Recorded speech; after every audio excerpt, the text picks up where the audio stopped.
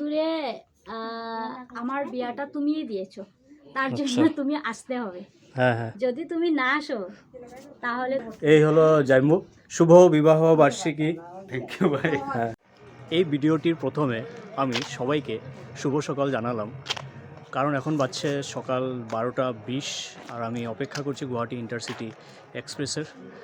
Announcement হয়েছে, এখন train আসবে। আর অ্যাকচুয়ালি 2026-এর এটাই আমার প্রথম যাত্রা। আর কোথায় যাচ্ছি সব কিছুই বলবো। আগে ট্রেনটা আসুক, ট্রেনটা ধরে নিই, তারপর লামডিং থেকে আমার ট্রেন হলো 3:25-এ। আর আপনারা থাকুন সঙ্গে, ভালোই লাগবে আশা করছি। আর ভিডিওটা আমি এখান থেকে শুরু করছি। আর আপনাদেরকে বলবো, কিন্তু এখন বলবো না, কালকে বলবো আপনাদেরকে। একটু সাসপেন্সে থাকো, সাসপেন্সে থাকলে একটু ভালো লাগবে। তো ঠিক আছে, আপনারা থাকুন সঙ্গে। আর ট্রেন আসছে, এই জাস্ট ট্রেন আসলো, এখন বাজছে 12:30। তো এখন লামডিং ওয়েটিং হলে বসে আছি, ট্রেনের অপেক্ষা করছি। আর এই গেম খেলছে। এখন আছি লামডিং স্টেশনে, আর শিলচর এক্সপ্রেসের জন্য অপেক্ষা করছি। ট্রেনটাও লেট আছে 40 মিনিট, আর এখানে ঠান্ডাও খুব বেশি। আর দেখা যাক কত সময় লাগে ট্রেনটা আসতে, কারণ উপায় তো নেই, অপেক্ষা করতে হবে। তো এখন বাজছে সকাল 4টা, আর জাস্ট ট্রেনটা আসলো। তো আজকে আমার ফার্স্ট অ্যানিভার্সারি, তো আমার খুব ইচ্ছা ছিল সকাল সকাল মন্দির যাব। তো ভাগ্যটা খুব ভালো। এবার শিলচর স্টেশন পৌঁছার আগে আগে দেখুন আমাদের এই মাতাজি এসে আমাকে একটা কৃষ্ণ গান শুনিয়ে দিল, খুব ভালো লাগলো।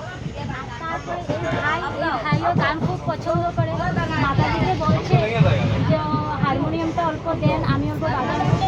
এখন এই ভাইয়ের মানে বাংলা গান আসে না, তো খুব আমি আনন্দিত যে আমি অল্প কৃষ্ণ নাম শুনতে লাগে, যে কৃষ্ণর কিছু কৃপা আছে। আগামী দিনগুলো আমাদের দুজনের খুব ভালোভাবে কাটবে। বাজাইয়ে ঠিক আছে, हम हरे कृष्ण ही गाए। आपको क्या गाना आता है? बॉलीवुड गाना, बॉलीवुड गाना तो पूरा आता नहीं है। आप गाइए, आपको कुछ गाना आता नहीं है? नहीं, मैं बजाता हूँ, मैं सिर्फ बजाता हूँ।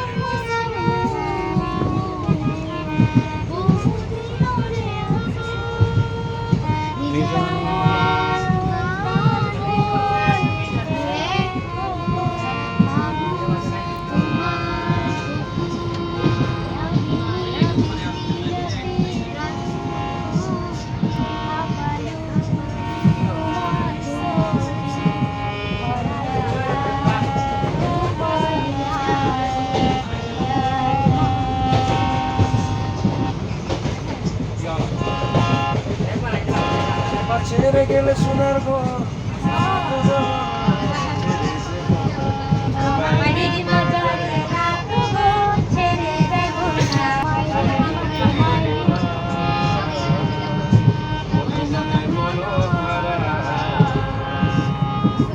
মোহিনী গোরা প্রেমে মাতো আর থাকবো না গোদা।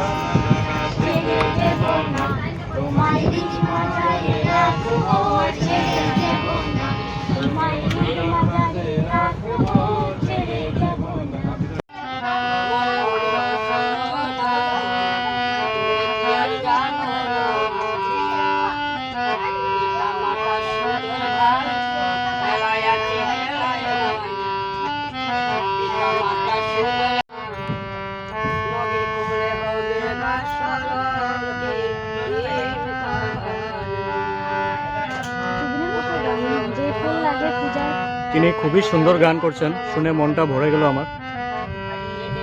আর বলতে গেলে এটাই একটা মিউজিক যেটা যতই মানুষ দুঃখে থাকুক বা কষ্টে থাকুক, এই মিউজিকের দ্বারা মনটা ভালো লাগে।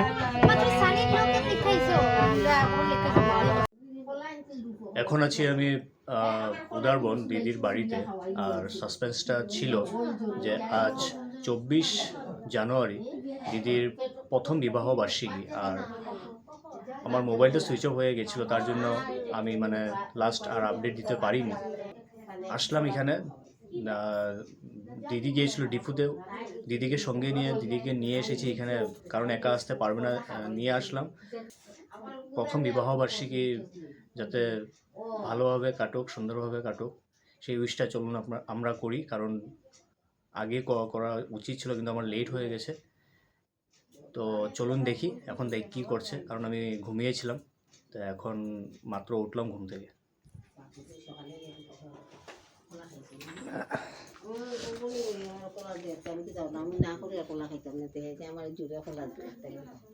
এই হলো মেজদি।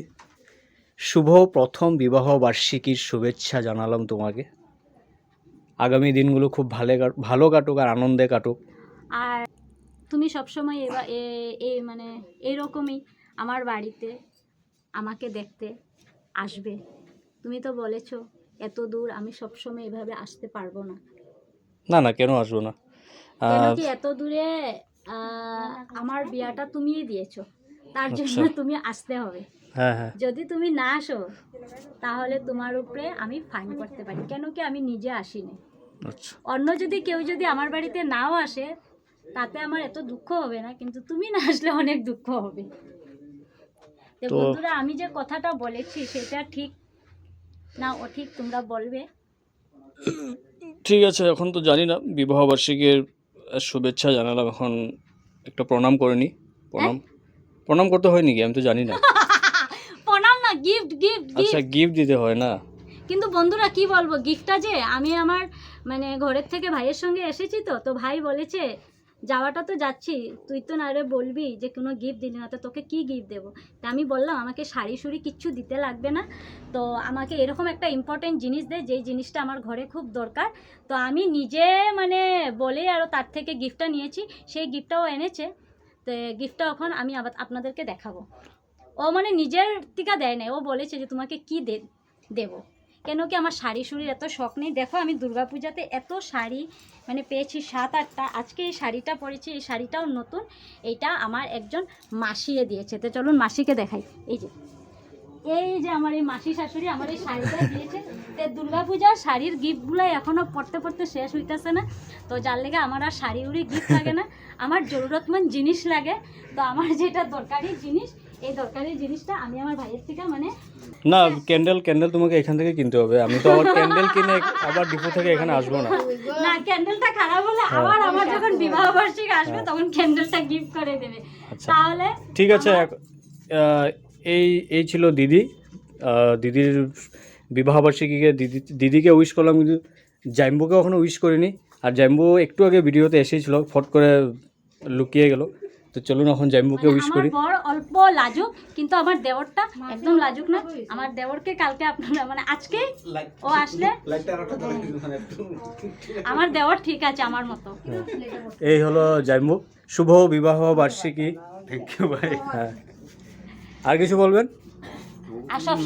আপনারা দুজন সবসময় একসাথে এইভাবে হাসি খুশি থাকবেন। একটা ভক্তি দিলেই না। হ্যাঁ, এটা দরকার। জলটা এই যে আমার ছোট বোন না এসেছে। হ্যাঁ, ও বলছে যে আমি মানে কারে কি গিফট দিতে লাগে সেটা আমি জানি না। তো মেজদি তুই আমাকে বল, হ্যাঁ মানে তুই বল আমাকে কি দিতে লাগবে। তো বইনা যে জিনিসটা দিয়েছে মানে ওইটা আমি নিজে বলেছি যে আমাকে কেউ কাপড় দিতে লাগবে না। তো বইনও খুব ভালো গিফট দিয়েছে। কি দিয়েছে? বইনের গিফটটা আমি এখন দেখাই। এই গিফটটা বোন বুড়া হইয়া যাইব, আমিও বুড়া হয়ে যাবো, কিন্তু গিফটটা ভাঙবে না। হ্যাঁ, গিফটটা ভাঙবে না। কিন্তু এখন যদি শাড়ি দিত সেইটা, এই দেখেন আমাদের ঘরে সবাই পান খায়, তো তার জন্য এরকম সুন্দর একটা পান বাটা নেই। তো এই পান বাটা নিলাম, কিন্তু এই পান বাটাটা খাওয়াতে ইউজ করবো না, প্রথমবার ঠাকুরের কাজে ইউজ করবো, তারপরে দেখা যাক। আর তারপরে আরও একটা জিনিস দিয়েছে বোন। এইসব জিনিস মানে এইসব জিনিস হইলো আমার চিরজীবন থেকে যাবে, আমিও ভুলে এই যে। তো আমি যে গিফটগুলো চেয়েছি আপনাদের কেমন লেগেছে? আমি খারাপ করেছি বলুন?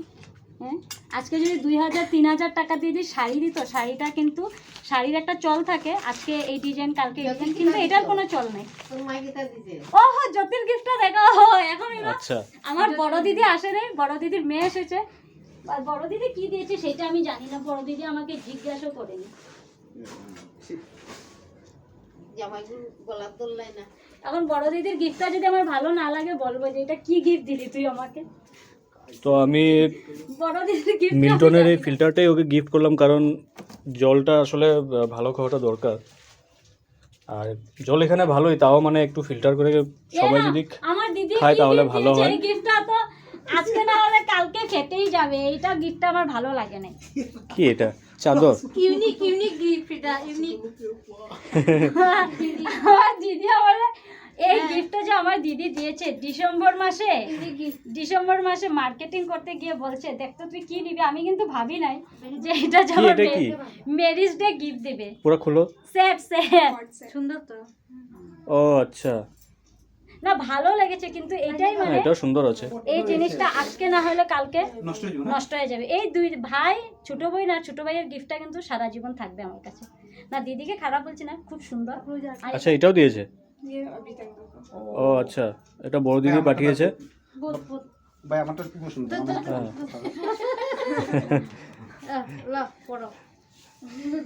ঠিক আছে, জানবো এখন পরে নিচ্ছে এখনই মানে কাপড়টা। ছোট বই না যেটা গিফট দিয়েছে এটা তো পড়ার মতো না, এটা পড়ার মতো, এখন লগে লগে পড়া হয়ে যেতেছে। না গিফটটা সুন্দর, খুব সুন্দর। আমারটা পান খাইবে যখন আমার কথা মনে পড়বো। এটা খুব সুন্দর আছে। বড়দের কইতে পারবো না দিদির ড্রেসটাও খুব সুন্দর, কিন্তু দিদি আগামীতে তুমি যদি আমাকে গিফট দিতে চাও এরকম কাপড় উপর দিবে না। আচ্ছা, কি লাগবে? মানে আমাকে আগে জিজ্ঞেস করবে তোমার কি লাগবে, আমি দেখবো আমার কি গিফট লাগবে। কি আবার জিজ্ঞেস করে দেয় নাকি?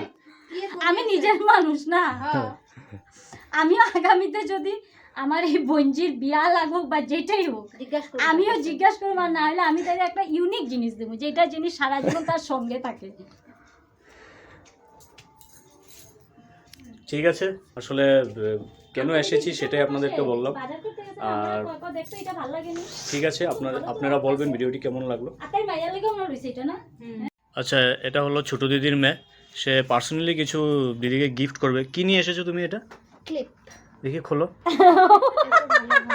এটা কি ক্লিপ? এটা এটা উলের ক্লিপ। পুরো জাবরা লাগছে দেখতে। না না, আচ্ছা এটা ছোট ক্লাস 7 এ পড়ে, নিজের হাতে বানিয়েছে। কি দিয়া? উল দিয়া। ওহো, কি টেকনিক করে বানাইছে রে, দেখ না। কিন্তু আমার উলগুলা যে ফেসা উল না, খারাপ হয়ে গেছে। ও আমার নিজের হাতে আমার একটা ক্লিপ বানাইয়া দিছে।